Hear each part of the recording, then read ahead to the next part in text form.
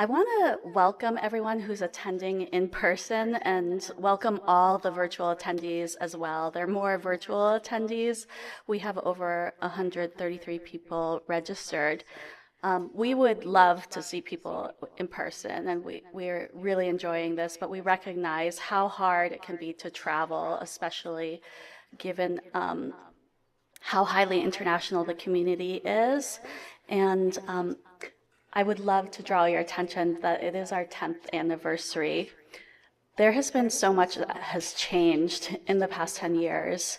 I really remember hoping and pining there would be any clinical trial for years, and it was always next year, next year. And finally, we have had 4, and the 5th clinical trial is opening. So it's just miraculous what the change has been in the past 10 years.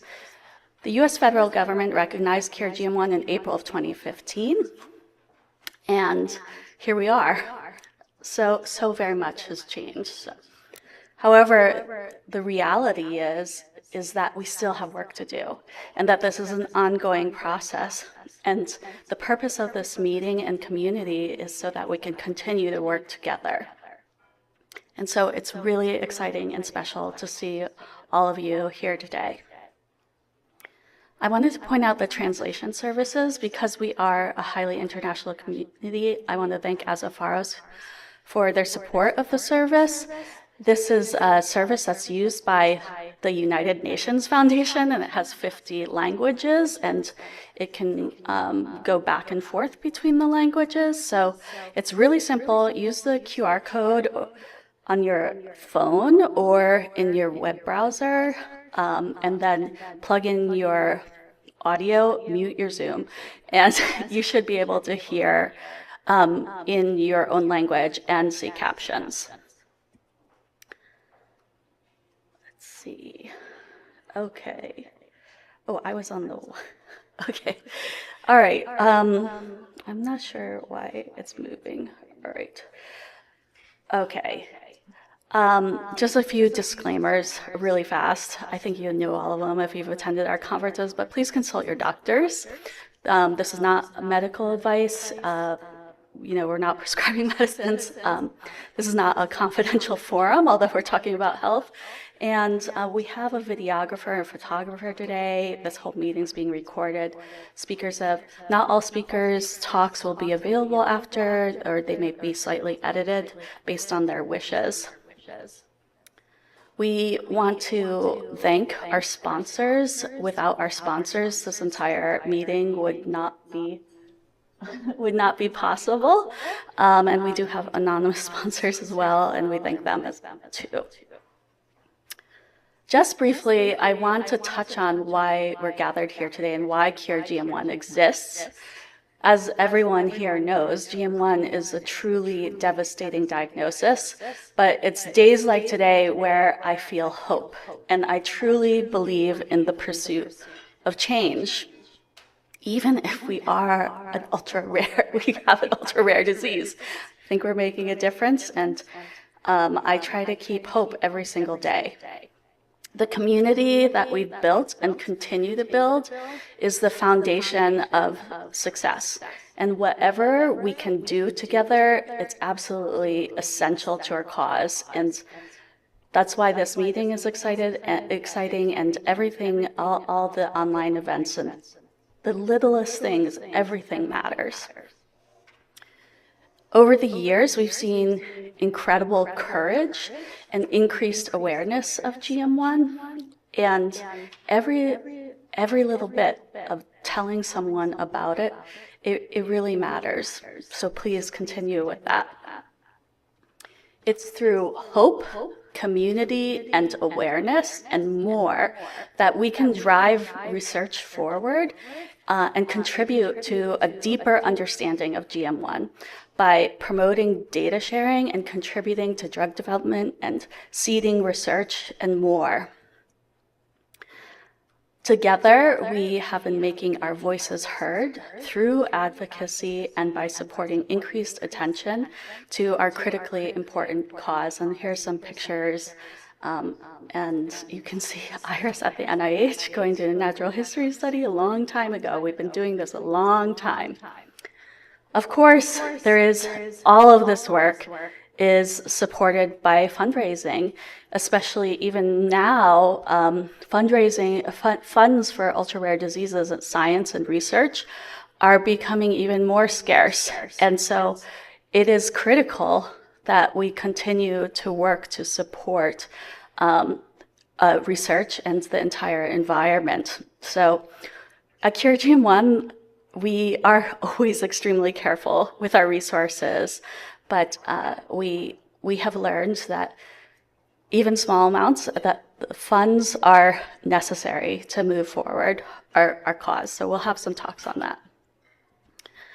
I always want to acknowledge our community and the people we are here for. And so we're going to play a video of our community, and I encourage you to read the quotes.